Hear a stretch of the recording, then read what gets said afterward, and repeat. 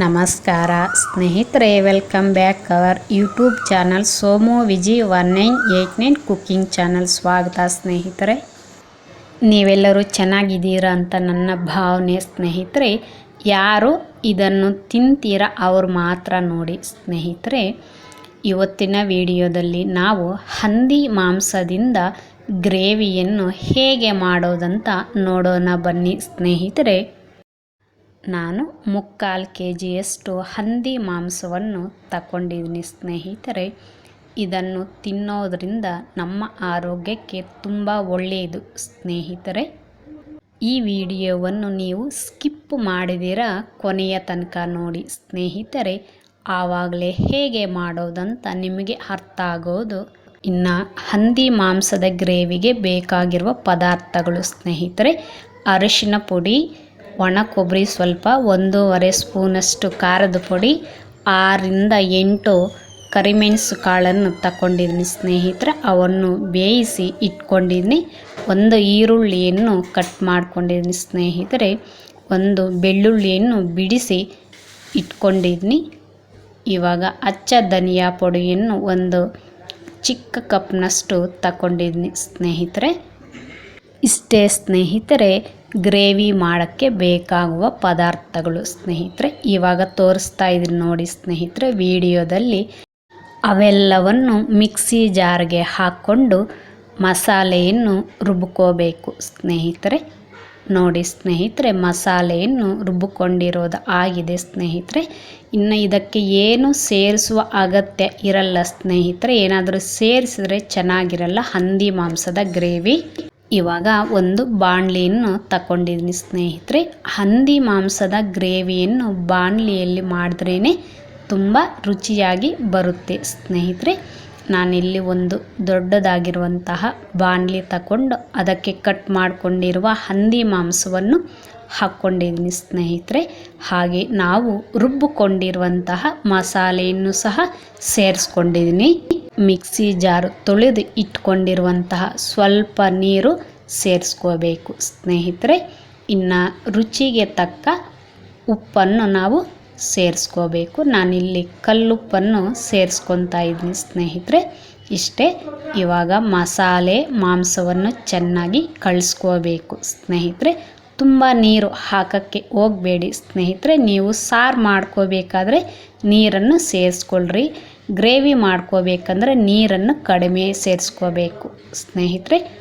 ನೋಡಿ ಸ್ನೇಹಿತರೆ, ಮಾಂಸದ ಲೆವೆಲ್ಗೆ ಇರಬೇಕು ಸ್ನೇಹಿತರೆ ನೀರು ಆವಾಗಲೇ ಗ್ರೇವಿ ಚೆನ್ನಾಗಿ ರುಚಿಯಾಗಿ ಬರುತ್ತೆ ಸ್ನೇಹಿತರೆ. ತಿನ್ನೋಕ್ಕೂ ಸಹ ತುಂಬ ಚೆನ್ನಾಗಿರುತ್ತೆ. ಈ ಥರ ನಾವು ಮಾಡಿಕೊಂಡು 3 ದಿನ ಆದರೂ ಬಿಸಿ ಮಾಡಿಕೊಂಡು ತಿನ್ಬೋದು ಸ್ನೇಹಿತರೆ. ಇವಾಗ ನಾನು ಸ್ಟವ್ ಮೇಲೆ ಬಾಣಲೆಯನ್ನು ಇಟ್ಟಿದ್ದೀನಿ ಸ್ನೇಹಿತರೆ. ಮುಚ್ಚಳವನ್ನು ಮುಚ್ಚಿದ್ದೀನಿ.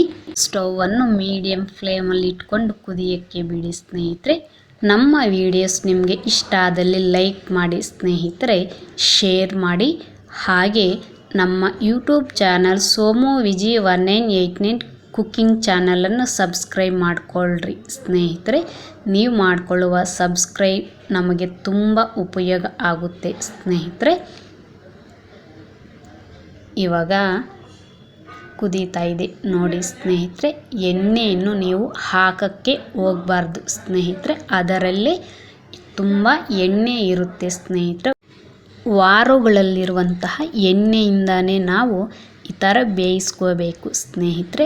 ಬೇರೆ ಎಣ್ಣೆ ಹಾಕಿದರೆ ರುಚಿ ಅಷ್ಟು ಚೆನ್ನಾಗಿರಲ್ಲ ಸ್ನೇಹಿತರೆ.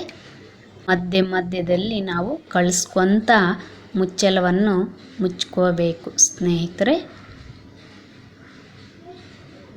ನೋಡಿ ಸ್ನೇಹಿತರೆ, ಎಣ್ಣೆ ಬಿಟ್ಕೊತಾ ಇದೆ. ಈ ಎಣ್ಣೆ ಪೂರ್ತಿಯಾಗಿ ಬಿಟ್ಕೋಬೇಕು ಸ್ನೇಹಿತರೆ. ಆ ನೀರೆಲ್ಲ ಹಿಂಗೋಗಬೇಕು ಚೆನ್ನಾಗಿ. ಆವಾಗಲೇ ಹಂದಿ ಮಾಂಸದ ಗ್ರೇವಿ ರುಚಿಯಾಗಿರುತ್ತೆ ಸ್ನೇಹಿತರೆ. ತುಂಬ ಅಂದರೆ ತುಂಬ ರುಚಿಯಾಗಿ ಬಂದಿದೆ ಸ್ನೇಹಿತರೆ.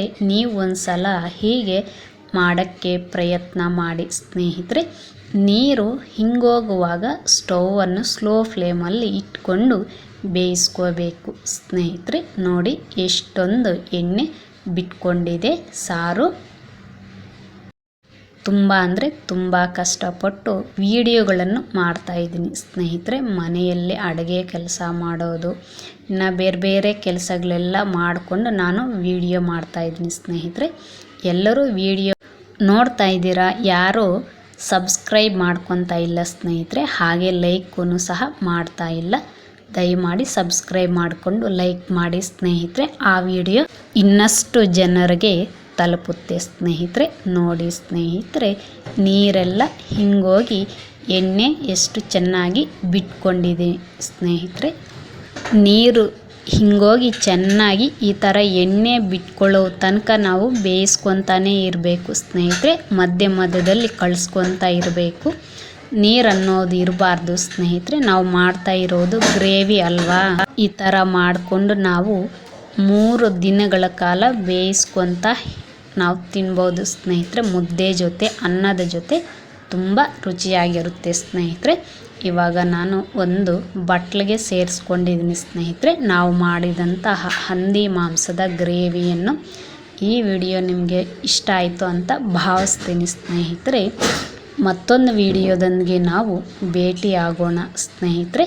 ತಪ್ಪದಿರ ಎಲ್ಲರೂ ಈ ವಿಡಿಯೋವನ್ನು ಎಲ್ಲರಿಗೂ ಶೇರ್ ಮಾಡಿ ಸ್ನೇಹಿತರೆ. ತುಂಬ ಅಂದರೆ ತುಂಬ ಚೆನ್ನಾಗಿ ಬಂದಿದೆ ಈ ವಿಡಿಯೋ.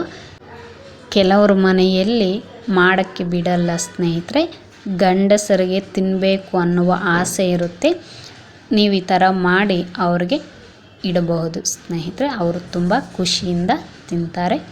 ಮತ್ತೊಂದು ವಿಡಿಯೋದೊಂದಿಗೆ ನಾವು ಭೇಟಿ ಆಗೋಣ ಸ್ನೇಹಿತರೆ. ಈ ವಿಡಿಯೋವನ್ನು ನೋಡಿದ್ದಕ್ಕಾಗಿ ಎಲ್ಲರಿಗೂ ತುಂಬ ಧನ್ಯವಾದಗಳು ಸ್ನೇಹಿತರೆ.